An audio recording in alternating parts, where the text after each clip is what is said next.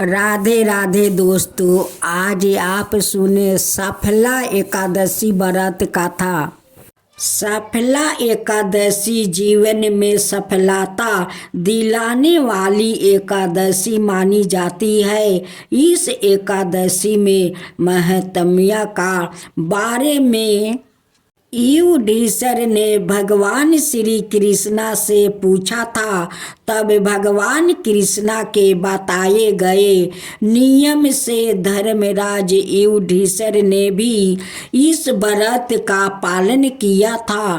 पुष माह के कृष्णा पक्ष के एकादशी तिथि को सफला एकादशी मनाई जाएगी।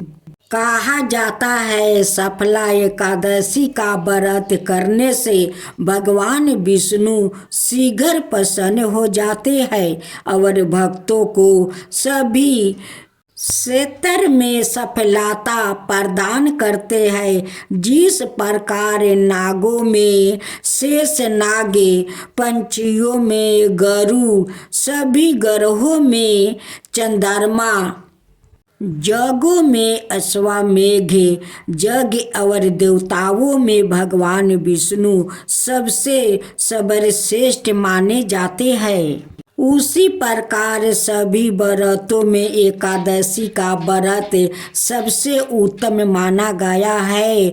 जो मनुष्य एकादशी व्रत करते हैं और इसके नियमों का पालन करते हैं वो भगवान सत्यनारायण को अति प्रिय होते हैं। इसलिए अत्यंत भक्तों और श्रद्धा से युक्त होकर विधि विधान के साथ एकादशी का व्रत रखना चाहिए। इस दिन सुबह जल्दी उठकर स्नान करने के बाद एक चौकी पर पीला वस्तु बिछाकर भगवान विष्णु की प्रतिमा या मूर्ति स्थापित करें। फिर धूप दीप जलाकर भगवान को चंदन लगाकर पीले फूल और पीले फल अर्पित करें। उसके बाद एकादशी व्रत की कथा सुनकर और पढ़कर व्रत की शुरुआत करें। दिन भर व्रत रख कर शाम के समय फलाहार कर सकते हैं। एकादशी व्रत के दिन साबूदाना और चावल का इस्तेमाल करने से बचना चाहिए। अगले दिन द्वादशी तिथि के दिन शुभ मुहूर्त में व्रत खोलने से पहले भगवान विष्णु की एक बार फिर पूजा करें। दान की सामग्री को मंदिर में विष्णु जी की आगे रखें और किसी जरूरतमंद व्यक्तियों को दान में देने के बाद ही आप उपवास खोल सकते हैं। भगवान सत्यनारायण को भोग में तुलसी पत्र को ग्रहण करके उपवास खोलना चाहिए। बाहु पुराण में कहा गया है कि जो भी व्यक्ति भक्ति भाव से एकादशी तिथि का व्रत करता है वो समस्त कठिनाइयों पापों से मुक्त हो जाते हैं। मानता है कि सफला एकादशी के प्रभाव से मनुष्य का हर कार्य सफल होता है और जरूरी कार्यों की रुकावट दूर हो जाती है। इस व्रत के प्रभाव से कार्य सिद्ध होती है, इसलिए इस सफला एकादशी कहते हैं। इस दिन की पूजा आराधना से व्यक्ति तो वैकुंठ को प्राप्त करता है। राधे राधे दोस्तों, आज आप सुने माँ तुलसी की व्रत कथा। एक कन्या जब वो थोड़ी बड़ी हो जाती है और उसके समझ आने लगी तब से ही वो तुलसी माता जी की पूजन करने लगी। इसके प्रतिदिन का नियम है कि तुलसी माता जी का पूजन करने के बाद ही खाना खाती। जब वो कन्या शादी का लायक हुई तब उसके माता पिता ने उसकी शादी करवा दी। कन्या को उसके माता पिता ने दहेज में भी एक तुलसी का गमला दिया। ससुराल में वो प्रत्येक दिन सवेरे उठते ही पूजा करती, फिर उसके बाद ही खाना खाने बैठती। उसकी 2 जेठानियाँ थी, वो दोनों उसका मजाक उड़ाती कि बड़ी नियम धर्म वाली बनती है। उन दोनों को उससे बहुत हिंसा होती थी, इसलिए वो दोनों तुलसी जी का गमला छुपा देती।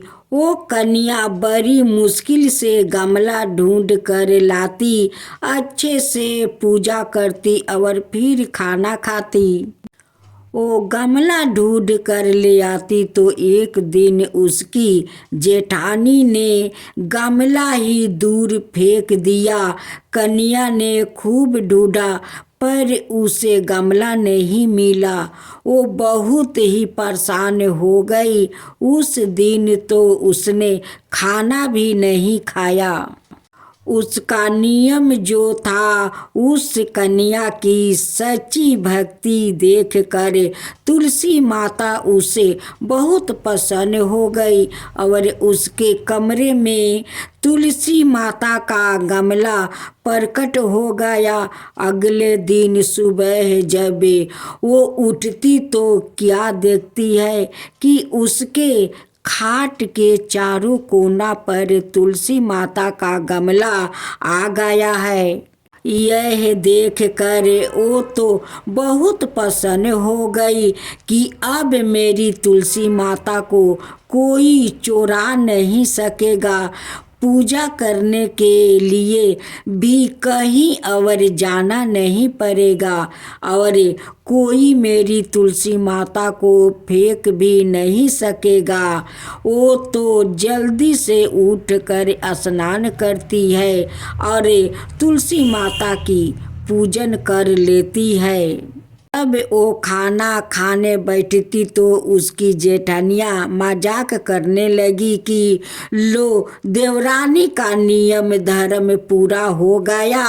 उससे पूछती है कि तुलसी जी की पूजा कर ली क्या? देवरानी धीरे से बोलती है, हाँ कर ली। जेठानिया बोलती है, कहाँ से कर ली पूजा? गमला तो मैं फेंक दिया है। देवरानी कहती है कि देख लो मेरे कमरे में खाट पर तुलसी जी लग रही है। जेठानिया बहुत शर्मिंदा हुई और बोली कि देवरानी तेरी भक्ति सच्ची है, हमने तुझे बहुत परेशान कर रखा है, हमें माफ़ कर दे। देवरानी उन्हें माफ़ कर देती है। हम भी तुलसी माता जी से यही प्रार्थना करते हैं कि हे तुलसी माता, जैसी कृपा अपने देवरानी पर किया वैसे ही हम सब पर करना। तुलसी माता की जय हो, तुलसी माता की जय हो। एक बुढ़िया थी, उसको तुलसी पूजा करने का नित्य नियम था। वो प्रत्येक दिन खाना खाने से पहले पूजा करती और उसके बाद खाना खाती।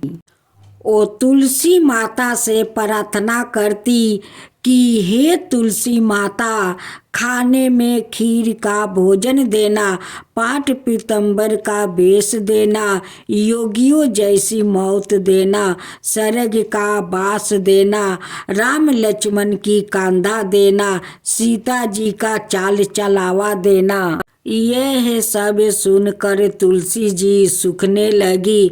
राम लक्ष्मण उधर से निकल रहे थे तो उन्होंने पूछा तुलसी जी से कि आप सूखे क्यों जा रही हो? तब तुलसी बोली, एक बुढ़िया रोज मेरी पूजा करती है और वह मुझसे खाने का लड्डू मांगती है, खेलने को भाई मांगती है, खाने को खीर का भोजन मांगती है, पाट पीतम्बर का वेश मांगती है, आपकी कांधा मांगती है, सीता जी का चाल चलावा मांगती है, स्वर्ग का वास मांगती है, योगियों सी मौत मांगती है। बाकी सब तो मैं दे दूं, पर आपकी कांधा कहाँ से दूं? और सीता जी का चाल चलावा कहाँ से दूं? राम जी और लक्ष्मण जी तुलसी जी से बोले कि आप हरे भरे हो जाओ, सब हो जाएगा। कुछ दिनों बाद बुढ़िया मर गई। लोग इकट्ठा होने लगे। जब बुढ़िया को ले जाने के लिए उसको तैयार करने लगे, उठाने लगे, तो वो इतनी भारी हो गई कि उसको लोग उठा नहीं पाए, उसको हिला भी नहीं पा रहे थे। लोग कहने लगे कि बुढ़िया इतनी भारी कैसे हो गई? वो तो देव दर्शन सब करती थी, क्या वो कोई जादू टोना करती थी जो ऐसी भारी हो गई? इतने में राम लक्ष्मण और सीता जी आए। सीता जी ने चाल चलावा किया और राम लक्ष्मण ने कांधा दिया और बुढ़िया तो सदैव बैकुंठ चली गई। हम भी तुलसी माता जी की प्रार्थना करते हैं, हे तुलसी महारानी, जैसे उस बुढ़िया पर कृपा किया वैसे सब पर करना। हे तुलसी माता, वैसे ही सब पर करना। तुलसी माता की जय हो, तुलसी माता की जय हो, ऐसी भगवान की जय। राधे राधे दोस्तों, आज आप सुने एकादशी व्रत कथा। धर्मराज युधिष्ठिर कहने लगे कि हे भगवान, आप पूष मास की कृष्णा एकादशी अथवा सफला एकादशी का महात्म्य बताकर बड़ी कृपा की है। अब आप कृपा करके मुझे पूष माह के शुक्ला पक्ष की एकादशी के विषय में भी बतलाइए। इस एकादशी का क्या नाम है और इस व्रत का क्या विधान है? इसकी विधि क्या है? इसका व्रत करने से किस फल की प्राप्ति होती है और इसमें कौन से देवता का पूजन किया जाता है? कृपया यह सब विधान पूर्वक बताइए। भद्रावती नामक नगरी में सुकतुमान नाम का एक राजा राज करता था। उसके कोई पुत्र नहीं था। उसकी स्त्री का नाम सैबिया। वो निपुत्री होने के कारण सदैव चिंतित रहा करती थी। राजा के पितर भी रो रो कर पिंड लिया करते थे और सोचा करते थे कि इसके बाद हमको कौन पिंड देगा।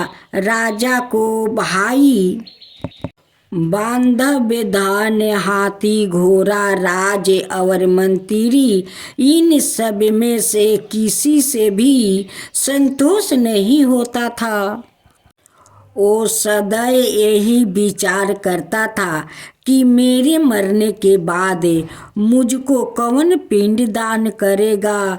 बिना पुत्र के पितरों और देवताओं का ऋण मैं कैसे चुकाऊंगा। जिस घर में पुत्र ना हो उस घर में सदैव अंधेरा ही रहता है। इसलिए पुत्र उत्पत्ति के लिए प्रयत्न करना चाहिए। जिस मनुष्य ने पुत्र का मुख देखा है वो धन्य है। उसको इस लोक में यश और परलोक में शांति मिलती है, अथवा उनके दोनों लोक सुधर जाते हैं। पूर्व जन्म के कर्म से ही इस जन्म में पुत्र धन आदि प्राप्त होते हैं। राजा इसी प्रकार रात दिन चिंता में लगा रहता था।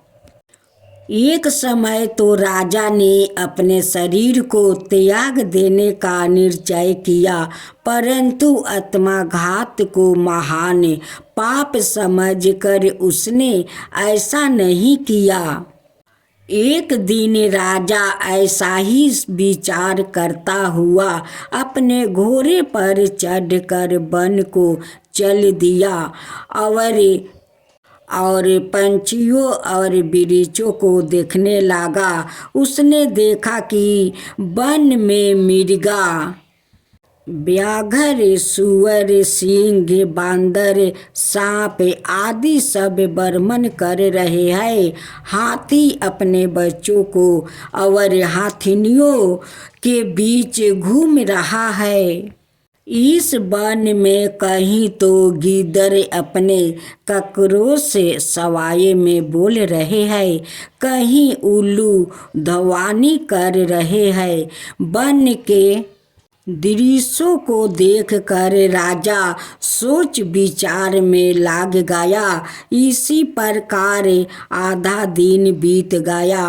वो सोचने लगा कि मैंने कई यज्ञ किया, ब्राह्मणों को स्वादिष्ट भोजन से संतोष किया, फिर भी मुझको दुख प्राप्त हुआ क्यों? राजा प्यास के मारे अत्यंत दुखी हो गया और पानी की तलाश में इधर उधर फिरने लगा। थोड़ी दूर पर राजा ने एक सरोवर देखा।